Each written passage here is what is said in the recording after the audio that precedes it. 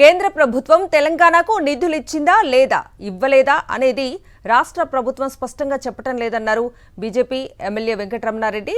ఒక్కో మంత్రి పేషి వద్ద 20 మంది సిబ్బందిని నియమించుకుని ప్రజాధనాన్ని దుర్వినియోగం చేస్తున్నారని విమర్శించారు.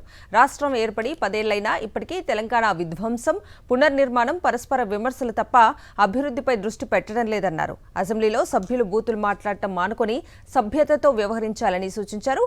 కేంద్ర మంత్రి కిషన్ రెడ్డి వద్దకు వెళ్లి సీఎం రేవంత్ రెడ్డి ఎందుకు కలవటం లేదన్నారు. కిషన్ రెడ్డి వద్దకు వెళ్లి కలిస్తే కిరీటం ఏమైనా పోతుందా అంటూ ప్రశ్నించారు ఎమ్మెల్యే వెంకటరమణారెడ్డి.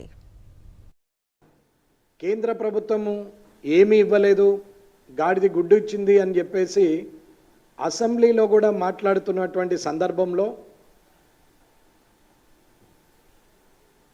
ప్రజాక్షేత్రంలో, రాజకీయ క్షేత్రంలో ఏదైనా మాట్లాడొచ్చు, కానీ చట్ట శాసనసభలో మాత్రము సంస్కారవంతంగా పద్ధతిగా మాట్లాడాల్సిన అవసరం ఉంది.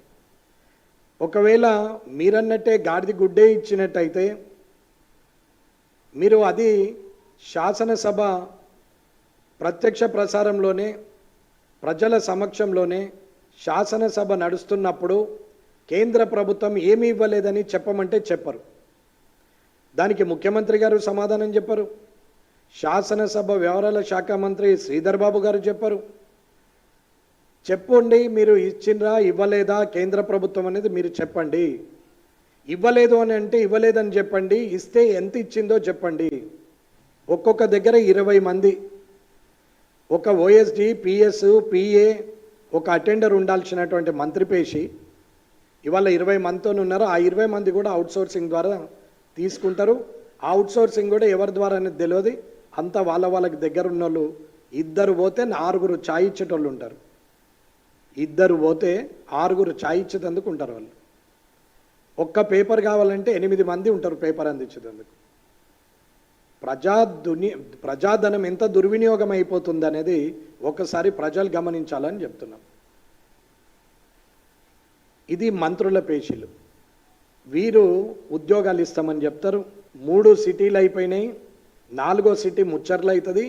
ఫ్యూచర్ సిటీ అని దానికి ఒక పేరు పెట్టారు. Hi tech city, old city, new city, future city, middle city. ఇది పని.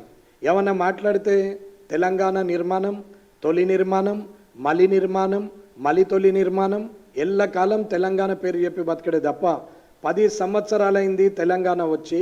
తెలంగాణ వచ్చిన తర్వాత కూడా ఇంకా తెలంగాణ పేరు చెప్పుకుంటూ ధ్వంసం, విధ్వంసం, నిర్మాణం, తొలి నిర్మాణం, మలి నిర్మాణం అనుకుంటూ యాస ప్రాస ఉపయోగిస్తూ దుమ్మెత్తి పోస్తూ అసెంబ్లీలో ప్రజా సమయము 65 గంటలు 95 గంటలు నడిచినటువంటి అసెంబ్లీ అని చెప్పినటువంటి ఈ వ్యక్తులు అందులో ప్రజా సమస్యల మీద పనికొచ్చిన ఒక్క మాట గురించి డిస్కషన్ ఏమైందో ఒక్కసారి పాత్రికేయులు మీరు అందరూ చూస్తున్నారు, ప్రజలు కూడా వింటున్నారు. ఒక్కసారి ఆలోచించండి. నేను పిలిస్తే రాలేడు అని అంటే నీవే వెళ్ళి శాలువ కప్పిరానుంటే ఎవరిదా నీ కిరీటం ఏం పోయేది?